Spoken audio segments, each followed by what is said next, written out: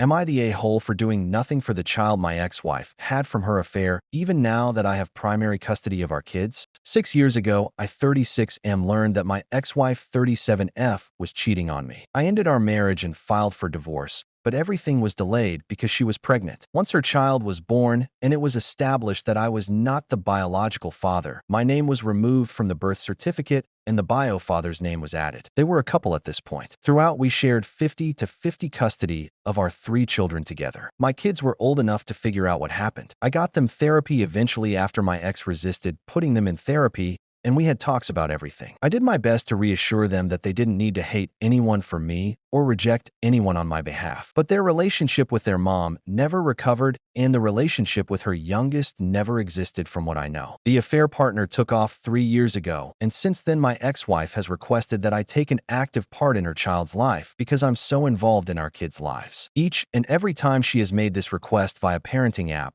one have firmly said no. She tried to take full custody of our kids because I refused to include her youngest, and a judge told her it didn't work like that, and I did not have a legal responsibility to her youngest child. I ended up with primary custody of my children a year ago because my ex-wife made some very bad decisions and not only lost the house she was staying in, but lost her job, had no savings, and overall was left with next to nothing. After this happened, her requests for me to do something for her child increased. I ignored them for the most part and did as I was instructed to do by my lawyer, and replied to the ones that indicated I was responsible for ensuring the child was adequately cared for. Those I did say no to, and reminded her there were places she could go if she needed help feeding her youngest. Our kids still must go to her house for her every other weekend visitation, and they hate it, which angers my ex because they have zero relationship with her youngest, and it angers her that I won't ensure that all of the kids have a good relationship and that her youngest knows what it's like to have a fatherly figure. She said she would allow me to adopt her child if I was willing. Then she said she would at least like me to do something, to express some care for her child, send birthday and Christmas gifts, send food occasionally, offer to let her child join in for some activities. I do none of this. I have asked my kids if they would like to spend more time with their half-sibling or give gifts, but they have always said no, and they told me when they can make the decision not to go to their mom's house, they won't have anything to do with her child either. My ex has become more angry because there are things her child has missed out on,